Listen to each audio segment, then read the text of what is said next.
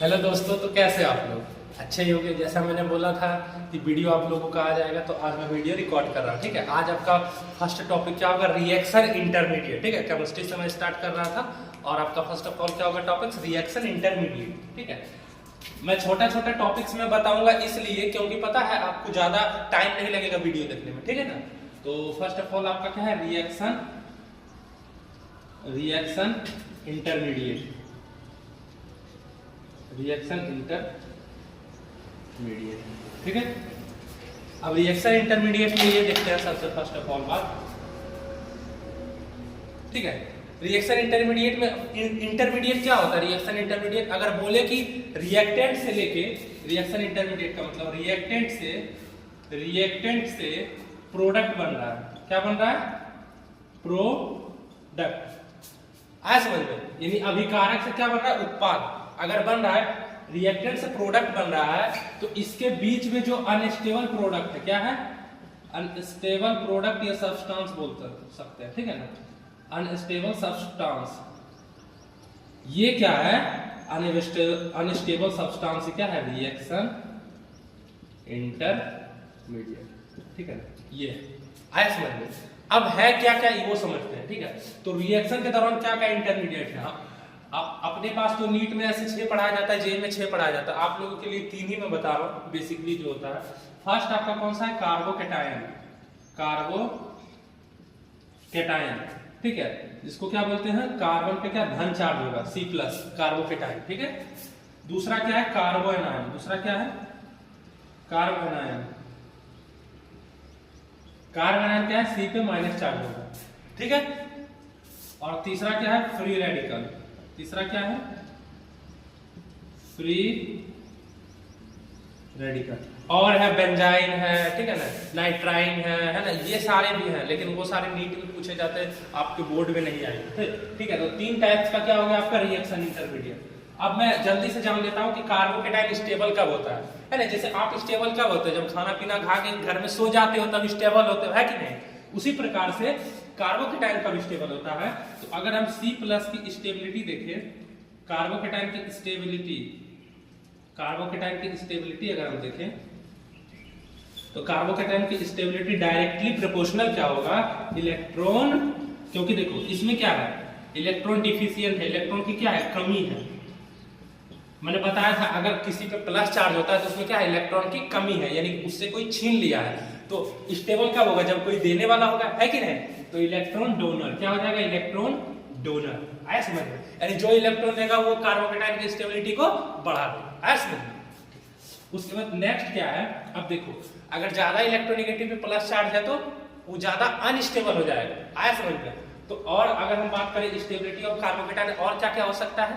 First of all तो सबसे पहले देखिए बैक बॉन्डिंग। आप लोग पढ़ दे, बैक बॉन्डिंग जो है आपको पढ़ना आगे के चैप्टर्स में, है ना। बैक बॉन्डिंग 11th में पढ़ाया जाता था, लेकिन आप लोगों ने ध्यान नहीं दिया। ठीक है, तो बैक बॉन्डिंग हो जाएगा फर्स्ट ऑफ ऑल। और क्या हो जाएगा?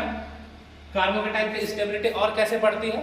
तो अगर मैं बात करूं कार्बोकेटायन की स्टेबिलिटी की, तो एक तो इलेक्ट्रॉन डोनर हो गया, दूसरा क्या होगा? Back bonding. ठीक है, अब तीसरा क्या? sp नहीं बोलना है, sp sp2 sp3 वो क्या चल जाएगा? वो आपका इफेक्ट जो हो रहा है -I, है ना, -R -H, ये वाला इफेक्ट अलग होता है। ठीक है, ये इफेक्ट लगाना आना चाहिए हम। ठीक है, तो ये है कार्बोकेटायन की स्टेबिलिटी का राज। ठीक है, अब आते हैं कि इसमें कार्बोएनायन पे बहुत सारे हैं। ठीक है ना, इसमें इतना मत समझिएगा। अब इसमें क्या है? जैसे रेजोनेंस हो गया, तो रेजोनेंस कहाँ होगा? वहां पे इलेक्ट्रो कार्बोकेटायन बढ़ जाएगा। आया समझ में? जहां रेजोनेंस होगा रिजोनेंस नहीं होगा। और अगर हम बात कर ले तो और क्या होगा? एरोमेटिक जहां रहेगा वहां पे ज्यादा होगा। इससे ज्यादा क्या होता है? नॉन एरोमेटिक वाला। इससे ज्यादा क्या होता है? एंटी एरोमेटिक वाला, है कि नहीं? आया समझ में? तो ये सारे हो सकते हैं। ठीक है, तो बहुत सारे, लेकिन आपको मेनली इलेक्ट्रॉन डोनर ध्यान रखना होगा। किनके लिए? 12th वालों के लिए। ठीक है, यहां तक समझ आया? कोई डाउट्स? ठीक है, मैं ठीक है, इसको मिटा दूं। अब मैं कार्बोएनायन की स्टेबिलिटी पे आता हूं। किस पे? कार्बोएनायन पे। अब अगर मैं कार्बोएनायन की बात करूं, कार्बोएनायन की स्टेबिलिटी के, तो बेसिकली कार्बोएनायन की स्टेबिलिटी जो है वो इसका उल्टा हो जाएगा जस्ट, है कि नहीं? कार्बोएनायन की स्टेबिलिटी, तो C- की स्टेबिलिटी का अगर मैं राज बोलूं, कार्बोएनायन की स्टेबिलिटी तो ये जो है डायरेक्टली प्रोपोर्शनल क्या हो जाएगा, उसमें क्या था इलेक्ट्रॉन डोनर, इसमें क्या हो जाएगा इलेक्ट्रॉन एक्सेप्टर। आया समझ में? बस यही तो है इलेक्ट्रॉन एक्सेप्टर। और इसमें बहुत सारे हैं, ठीक है ना। कार्बन आयन कब बढ़ेगा, जब रेजोनेंस होगा तब उसका स्टेबिलिटी क्या हो जाएगा, बढ़ जाएगा, है कि नहीं। लेकिन आपको बस इतना याद रखना है 12th वालों के लिए, नीट वाली नहीं, नीट का मैं प्रिपरेशन अभी नहीं करवा रहा हूँ, ठीक है। जब उसका करूंगा तो मैं आपको बता दूंगा, ठीक। स्टेबिलिटी ऑफ इलेक्ट्रॉन एक्सेप्टर आया समझ। कार्बन आयन क्या होगा, इलेक्ट्रॉन एक्सेप्टर के डायरेक्टली प्रोपोर्शनल होगा, आया समझ, ठीक है। अब इलेक्ट्रॉन एक्सेप्टर में कौन कौन सा आते हैं, जितने भी -r, -i और -h लगा, ठीक है। और इलेक्ट्रॉन डोनर में कौन आ रहे थे, जो +r, +h, +i लगा रहा था, उल्टा कर देना है, आया समझ। नेक्स्ट अब -i, -h, -r क्या है, रेजोनेंस। जो नहीं पढ़े हैं उनके लिए अब क्या करूंगा, अगले साल के लिए प्रिपरेशन क्या होगा, क्योंकि मैं बताया था उन लोगों को जो हमसे पढ़े हैं 12th में, उनको पता होगा ये सारी चीजें, ठीक है।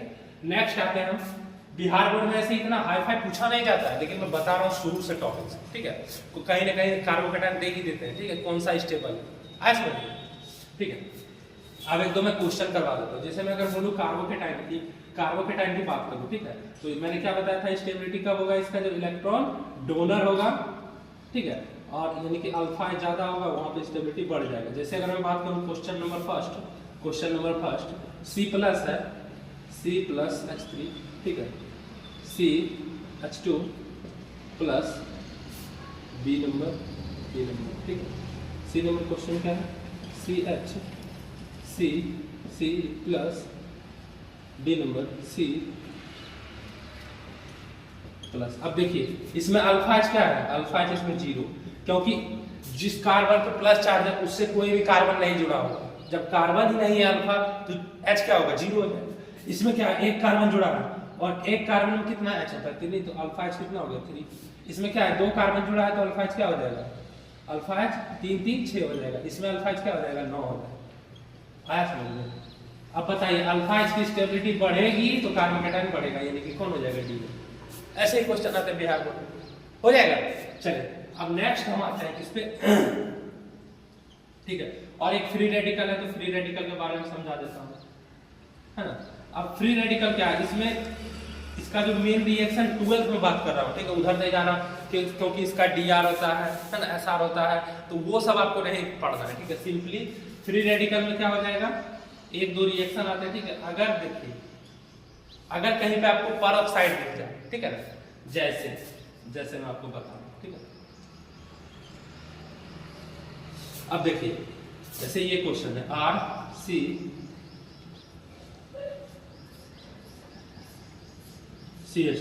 अब यहाँ पे क्या है HBr, और कोई भी परऑक्साइड हो, क्या हो, कोई भी परऑक्साइड है। परऑक्साइड क्या है, ठीक है, जहां पे क्या है O लिंकेज आपको दिखेगा, वो परऑक्साइड, ठीक है। अब क्या है, जैसे ही आपको परऑक्साइड दिखेगा, यहाँ पे आपको समझ जाना है कि एंटी मार्कोनिकोव रूल चलेगा। कौन सा, एंटी मार्कोनिकोव। और एंटी मार्कोनिकोव क्या बोलता है, सिंपली मैं बता दूं इसको, अगर नहीं समझ आता एंटी मार्कोनिकोव, जहां पे कार्बोकेटायन स्टेबल है वहां पे क्या करना है आपको, वहां पे क्या करना है, H को नहीं जोड़ना है, वहां पे आपको Br को नहीं जोड़ना, वहां पे H को जोड़ देना, यानी उल्टा कर देना। जैसे मैं बता रहा हूं कार्बोकेटायन स्टेबल कहां होगा, यहाँ पे देखिए H+ अटैक करता था, उसमें जाइए ER में, इलेक्ट्रोफिलिक एडिशन में, यहाँ पे प्लस करता तो यहाँ पे कार्बोकेटायन स्टेबल होगा। लेकिन यहाँ पे स्टेबल ना होके आपको एंटी मार्कोनिकोव में यहाँ पे स्टेबल करना होगा, और जहाँ पे स्टेबल होगा वहाँ पे क्या लग जाएगा, Br। तो इसका आंसर हो जाएगा RCH2Br, ये आपका आंसर हो जाएगा, ठीक है, एंटी मार्कोनिकोव। सिंपली है, ठीक है। अब हम लोग आते हैं किस पे, अब आते हैं कितने टाइप्स के रिएक्शन होते हैं, ठीक है, रिएक्शन मैकेनिज्म के, ठीक है। तो जल्दी मैं खींच रहा हूँ, जल्दी कर रहा हूँ, क्योंकि देखिए ये सारे नहीं पढ़ा जाते, मैं रिएक्शन पे आना चाह रहा हूँ, ठीक है। तो रिएक्शन से आने से पहले ये सारी बातें मैं बता देना चाह रहा हूँ आपको, ठीक है। अब देखिए फर्स्ट ऑफ ऑल क्या है इसमें, रिएक्शन मैकेनिज्म, रिएक्शन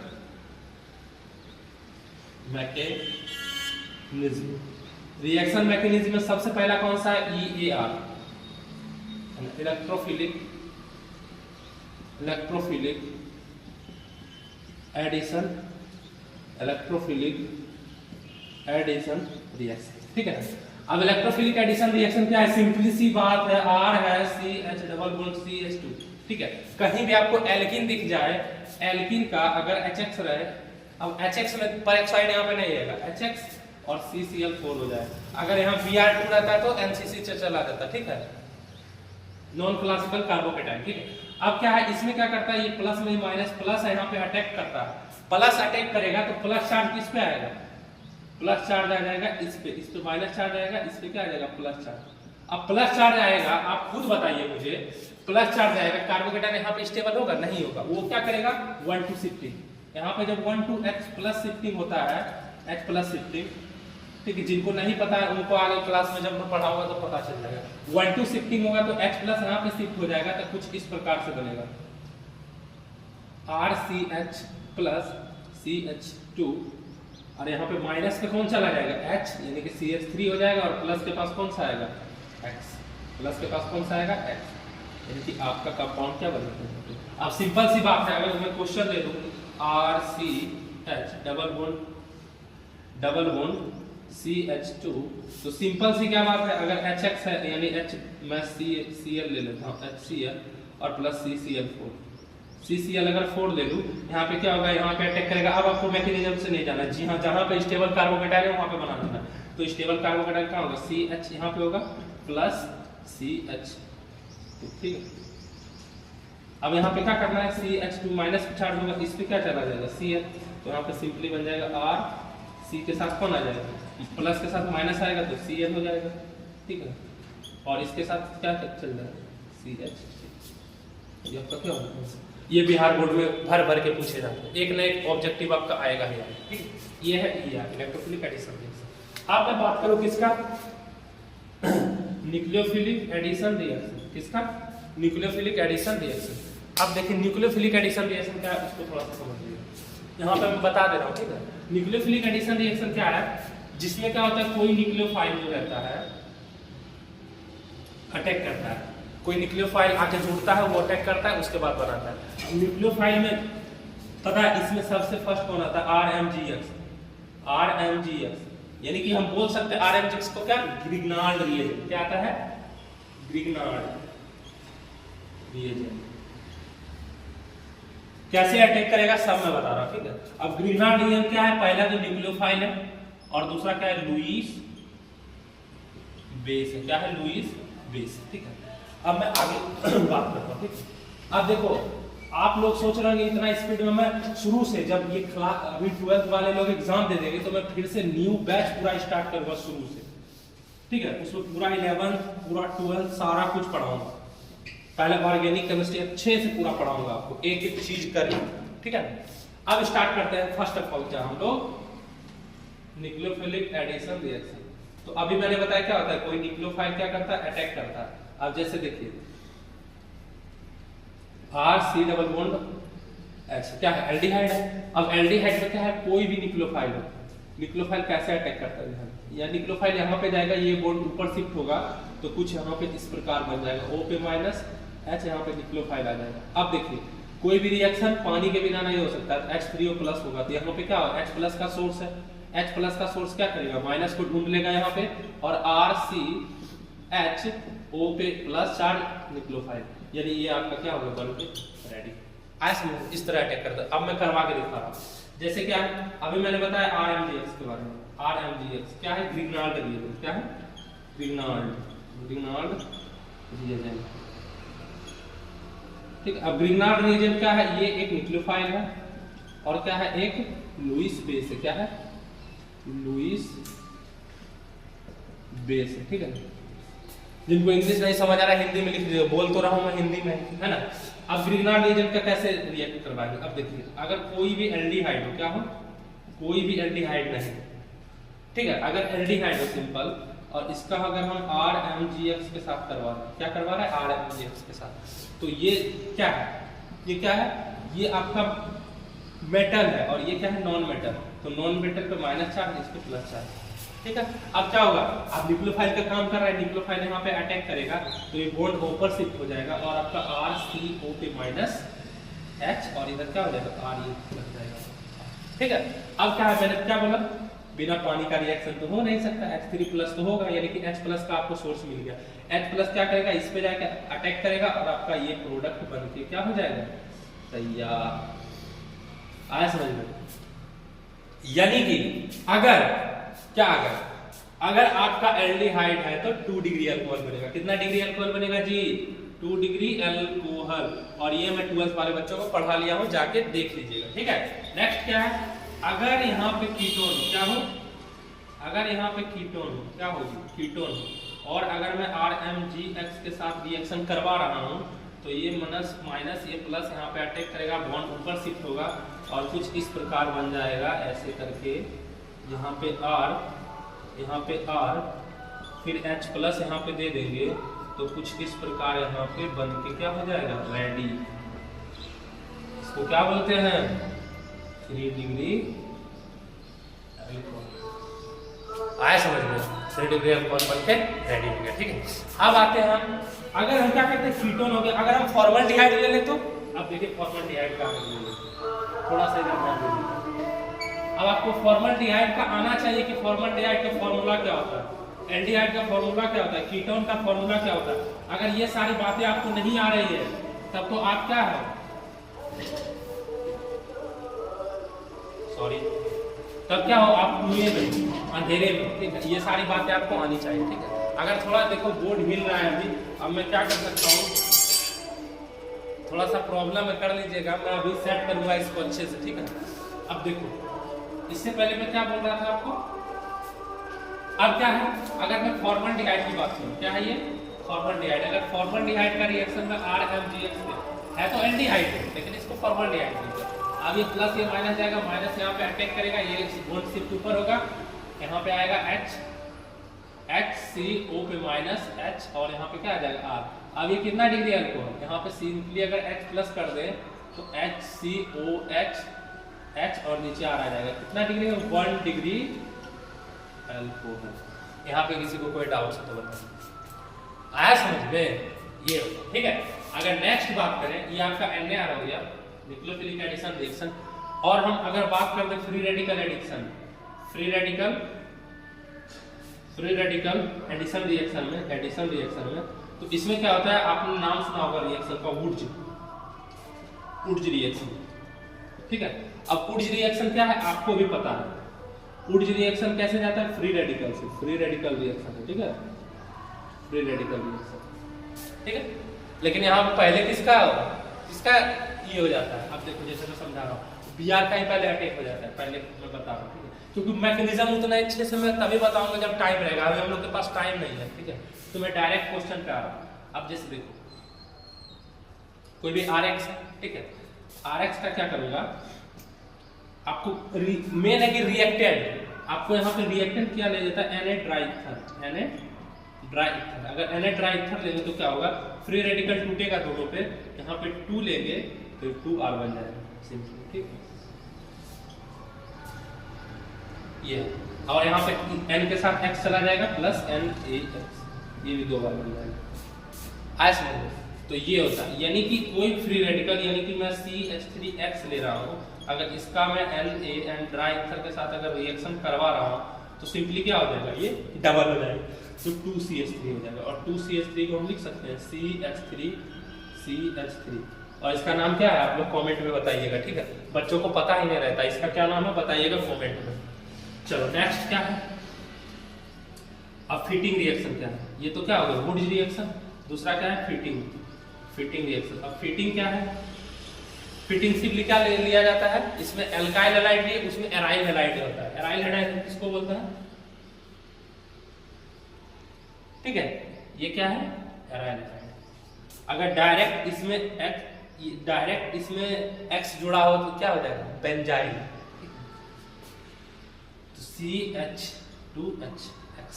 अब इसमें क्या ले रहे हैं, Na और ड्राईथर ले रहे हैं, क्या ले रहे हैं Na ड्राईथर। उसके बाद क्या बन जाएगा Na ड्राईथर के बाद, ये किसके साथ आएगा, X यहाँ पे होगा और आपका कुछ इस प्रकार से बन जाएगा CH2,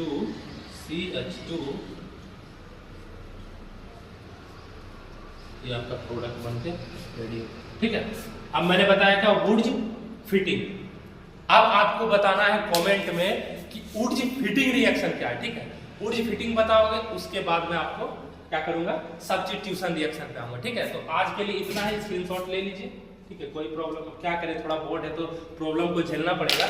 ऐसे में और थोड़ा अच्छा कर रहा हूँ धीरे धीरे। ठीक है ना, तो और अगर कहीं प्रॉब्लम हो तो आप लोग डाउट्स में लिख दीजिए, व्हाट्सएप ग्रुप पे भी मैं लिंक डाल दूंगा। ठीक है, उसके बाद अगर कहीं पे डाउट्स होगा, प्रॉब्लम होगा तो आप पूछिएगा, कॉल भी कर सकते हैं आप, कोई दिक्कत नहीं है, लेकिन कॉल कीजिएगा आप 9 बजे से सुबह पहले और शाम